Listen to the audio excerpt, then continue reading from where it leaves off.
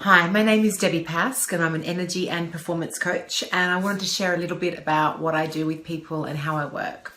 So my background is that I have a business background, so I've worked a lot in the corporate world and the practical real life world, and I've also worked with energy, meditation, Eastern forms of healing, and Indigenous ways of how you problem solve and work through life's challenges.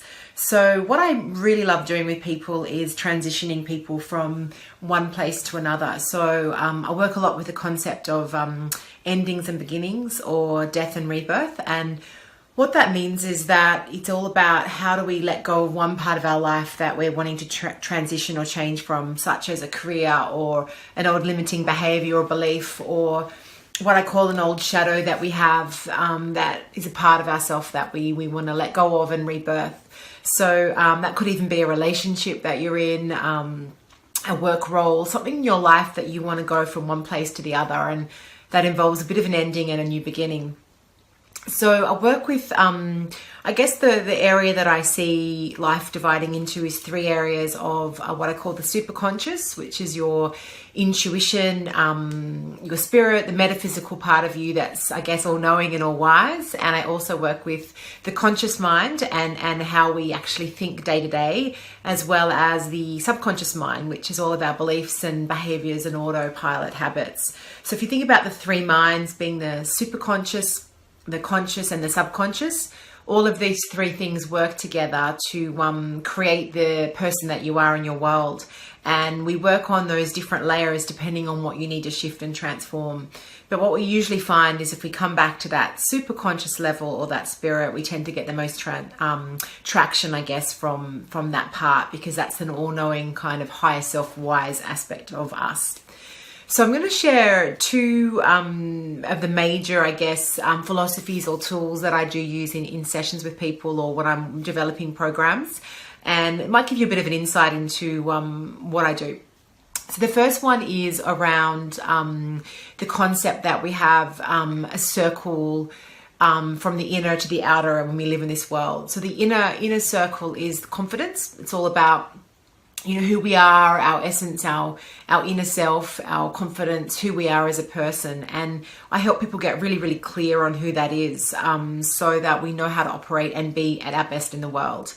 And then the next layer out is more about life purpose, or how we follow a path, or what path that we walk. And obviously aligning that to who we are in that inner circle is really important. But when we have a really clear direction on that, we tend to find that we operate better, we perform better, we're in our natural flow, which is the third stage of the diagram, which is the flow diagram.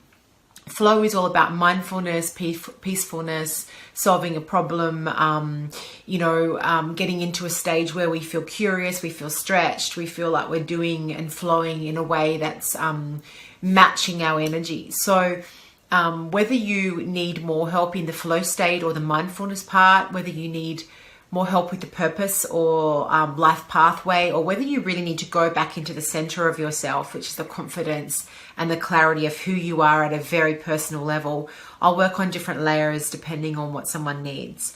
Of course, the outer layer is the solve a problem layer, and that is when you have a challenge in your life that you need solving or you need to work through. What I will do is identify what that is and then work back through the circles to see where we need to do some adjustment. So that's the first process that I think is quite a powerful one. It really does hone in on how you operate, how you tick and how you perform, and how you manage your energy so that you attract what you want in your life and you're living the kind of life that you want. The next diagram is an interesting one, and one that I've toyed around with for a long time, and that's the idea of seeing each person individually as what I call a diamond. And the reason I use the diamond analogy is that it's all about essence and reflection and what we're reflecting out into the world. The diamond is pure, your spirit or your essence is pure. We can't chip it, we can't change it. It's what it is. It's just how you work with it. And the way I see the diamond is we have a light and we have a shadow. So the light part of us is all about how we reflect our face and how we reflect parts of ourselves that we want to in the world, confidently and with expression and with our own creative style. And then the other part of the diamond is what's the shadowy part, or what's the black coal stuck on the outside of the diamond, reflecting or limiting your reflection. So what I work on with people is how to get into that shadow side of yourself and start to integrate and resolve those so that you have a better reflection in all areas of your life. So the diamond is an amazing tool, and we do a lot of shadow work around how we can take out challenges or integrate challenges.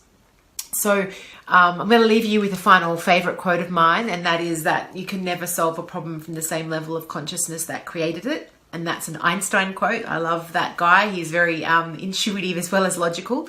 And that is really most life challenges that we have are challenges because we don't have the consciousness to solve it. So lifting yourself to the next level of consciousness and solving it from there is what I help people to do. So I hope this gives you a little bit more of an idea about how I might be able to work with you. Look forward to hearing from you. Thank you.